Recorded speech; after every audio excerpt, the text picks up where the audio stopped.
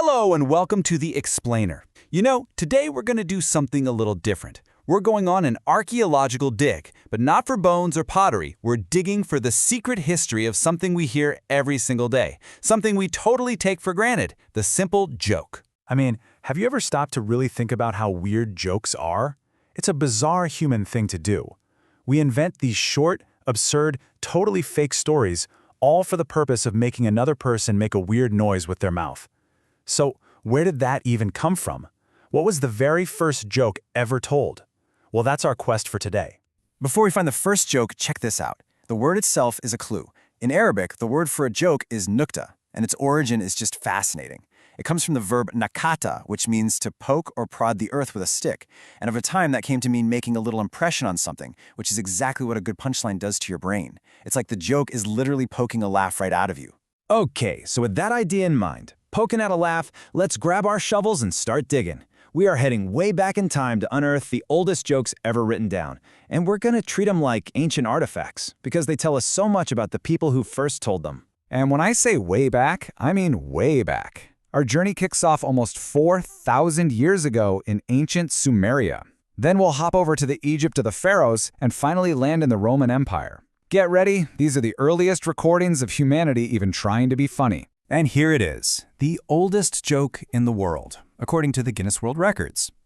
I'll just give you a second with that one. Yep, it's a fart joke. Humanity's first recorded punchline is a fart joke. Look, it's not getting a Netflix special anytime soon, but it tells us something really important. Even 4,000 years ago, humor was all about breaking taboos and doing the unexpected.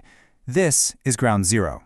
Okay, let's jump forward a few hundred years to our next clue from about 1600 BC in ancient Egypt. Now this one's a little more sophisticated, right? It's not just a bodily function, it's situational. You've got a setup, the bored pharaoh, and a very visual punchline. You can already see the evolution from just a blunt statement to a more complex, kind of suggestive story. Now let's leap forward to the Roman Empire. And this one feels really modern. It has all the pieces, a clear setup, a bit of misdirection, and a super clever twist that relies on wordplay. The punchline just completely flips the emperor's arrogant question on its head. It's sharp, it's witty, and honestly, it still kind of works. So, we've seen the evidence, right? From fart jokes to witty comebacks. But let's be honest, that Sumerian joke, it probably didn't make you laugh out loud. So why is that? Why did jokes seem to have an expiration date? Well, the answer isn't in history, it's in psychology. See, here's the secret. All comedy, and I mean all of it, is built on surprise. It's about creating an expectation in someone's mind and then breaking it. Think about a little kid. Their world is tiny, everything is new, so they're super easy to surprise. You make a silly face, and it's the funniest thing they've ever seen. But as we get older, our world gets bigger. We've seen more, we've experienced more, and that surprise gap gets smaller and smaller. It just gets harder to show us something new. If you want proof, just try this. Go back and look at the memes or the jokes you posted on social media, say 10 years ago. Are they still funny to you? Probably not. They might even be a little cringy. It's not because they were bad jokes. It's because your context, your world has changed. You've changed. So, while these early civilizations were telling jokes, there was one culture that took humor and basically turned it into an Olympic sport. They gave it structure, they gave it purpose, they even gave it a name. Let's head over to ancient Greece. They literally gave us the word comedy. It comes from two Greek words, komos, which means like a big public party or celebration, and ode, which means singing. So a comedy was literally a party song. For the Greeks, fun was a serious art form, a public spectacle that was a core part of their culture. And you can see this new level of sophistication in their jokes. Take this one. It's more than 2,000 years old, but it is perfect. It's not just a punchline. It's a whole little story built around a flawed character and some beautiful, beautiful irony. We're laughing at this guy's total lack of self-awareness. That's a huge leap. And the undisputed master of this was a playwright named Aristophanes. This guy realized comedy could be more than just funny. It could be a razor-sharp tool for criticizing society.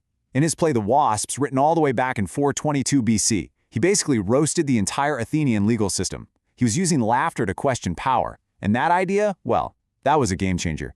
And that brings us to the final and most powerful evolution of the joke. We've seen it as a simple surprise, we've seen it as an art form, but it can become something much, much more.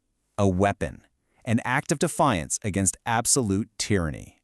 To see what I mean, we have to go to Nazi Germany. A new kind of joke started to spread there, called the Flüsterwitz, the whisper joke. These were jokes that mocked Hitler and the Nazis, and they had to be told in secret because telling one could get you killed. They weren't just for entertainment, they were a form of psychological resistance, a way for regular people to hold on to a tiny piece of their sanity and humanity. This is one of the most famous whisper jokes from that time. The punchline is just so simple but so devastating. It cuts right through the whole performance of the all-powerful, godlike leader and exposes him as just a man. It's an incredible little act of rebellion. But telling this joke wasn't a game. It had the most serious consequences imaginable. This number, 21, that was the age of a German woman named Mariana Elisa Krishner. She told that exact joke to a friend where she worked, and her friend reported her to the authorities. This is from the official court verdict that sentenced her. She has removed herself from our racial community. Her honor was thus destroyed. She will be punished by death for telling a joke. Just let that sink in. A regime that controlled armies, that controlled a whole continent, was so afraid of a single punchline that they felt they had to murder a 21-year-old woman to silence it. And that's where our journey ends.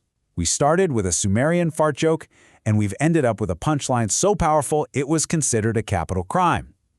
It's a pretty stark reminder that humor is never just a joke. It's not trivial, it's fundamental. So, the thought I want to leave you with is this. If a simple joke can be powerful enough to absolutely terrify a dictator, what does that tell us about the true essential power of a shared laugh?